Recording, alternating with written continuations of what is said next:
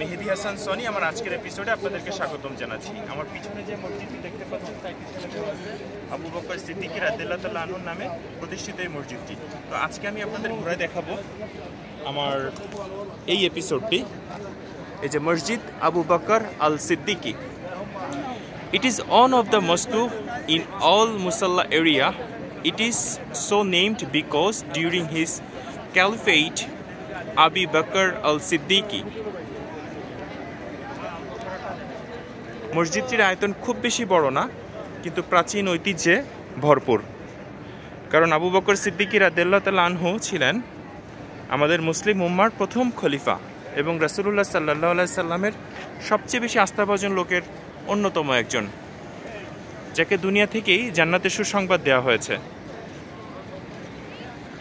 এবং এখানে আরেকটি বিষয় আপনাদেরকে জানাই রাখি, মসজিদ এক গামামা, এটা নিয়ে আমার আলাদা এপিসোড আছে এবং এর খুব কাছাকাছি মনে হয় 10 মিটারের মধ্যে এই আবু বকর সিদ্দিকী রাদিয়াল্লাহু তাআলা আনহুর নামে এই মসজিদটি, যে একটা মিনার সহ দেখতে পাচ্ছেন, আমি খুব কাছে গিয়ে আপনাদের দেখানোর চেষ্টা করব যতটুকু পসিবল হয় আর কি।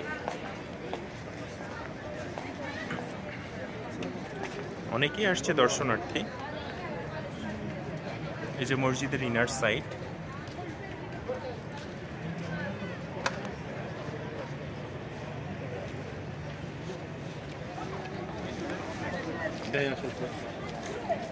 দেখতে পাচ্ছেন যে কাঠের দরজা। তো প্রিয় দর্শক শ্রোতা, আশা করি আপনাদের ভালো লাগবে এই এপিসোডটি। মুসলিম ঐতিহ্যের এই সমস্ত প্রাচীন নিদর্শনগুলি সত্যি আমাদের পারিবারিক এবং ইসলামিক জীবনে খুবই গুরুত্বপূর্ণ। এখান থেকে আমরা অনেক কিছু শিখতে পারি, তাদের ত্যাগ, কত কষ্ট করে তারা ইসলাম প্রতিষ্ঠিত করেছে। এই বর্তমান দুনিয়া আমরা যতটা সহজে ইসলাম প্রতিপালন করি, নামাজ আদায় করি, একটা সময় এই মসজিদ প্রতিষ্ঠিত করতে গিয়েও বহু লোকের জীবন দিতে হয়েছে। আশা করি এই এপিসোডটি আপনাদের ভালো লাগবে। ধন্যবাদ প্রিয় দর্শক শ্রোতা, আসসালামু আলাইকুম।